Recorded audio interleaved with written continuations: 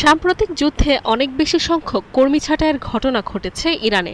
দেশটির শ্রম মন্ত্রণালয়ের তথ্যমতে গেল ১.৫ মাসে চাকরি হারিয়েছেন ২০ লাখ মানুষ। এতে বাড়ছে বেকারত্ব, তৈরি হচ্ছে অসন্তোষ। যুক্তরাষ্ট্র ইসরায়েলের বিমান হামলায় ধ্বংস হয় বহু কারখানা, ফলে ভয়ঙ্কর রকমের ক্ষতিগ্রস্ত হয় উৎপাদন খাত।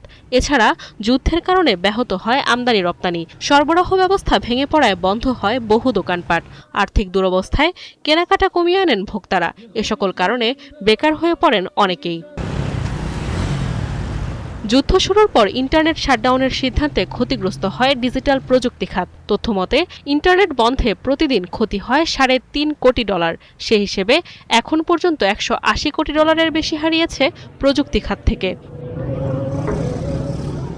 ইন্টারনেট শাটডাউনে সবচেয়ে বেশি ক্ষতিগ্রস্ত হন কর্মজীবী নারীরা। তথ্য বলছে, ইরানে কর্মক্ষম প্রতি ৯ জন নারীর মধ্যে একজন ইন্টারনেটের উপর নির্ভরশীল। পণ্য বিক্রির জন্য বেছে নেন সামাজিক যোগাযোগ মাধ্যমকে।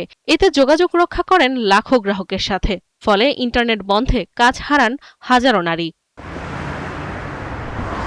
বাদ যাননি গণমাধ্যম কর্মীরাও।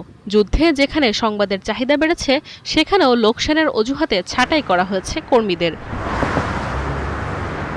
কর্মী ছাঁটাই হয় গাড়ি উৎপাদন খাতেও, যেখানে প্রত্যক্ষ কিংবা পরোক্ষভাবে কাজ করেন ১০ লাখ মানুষ। হরমুজে অস্থিরতায় কাঁচামালের অভাবে বন্ধ উৎপাদন। এছাড়া হামলায় ক্ষতিগ্রস্ত হয় ইরানের বৃহত্তম ২টি পেট্রোকেমিক্যাল প্ল্যান্ট ও ২টি ইস্পাত উৎপাদনকারী প্রতিষ্ঠান। এতে বেকার হয়ে পড়েন লাখো মানুষ। পরিস্থিতি মোকাবেলায় এগিয়ে আসে পেজিশকিয়ান সরকার। ছাঁটাই হওয়া কর্মী প্রতি $৩০০ ঋণ দেওয়ার সিদ্ধান্ত নেয় তারা, যা ১৮ থেকে ৩৫% সুদে ৬ মাসের মধ্যে শোধ দিতে হবে। দেশটিতে এমন এক সময় বেকারত্বের ঢেউ আঘাত হেনেছে যখন মূল্যস্ফীতি ছাড়িয়েছে ৫০% ঘর। আগামীতে যা আরও প্রকট আকার ধারণ করার শঙ্কা রয়েছে। নাদিয়া ইসলাম তুলি, ৭১।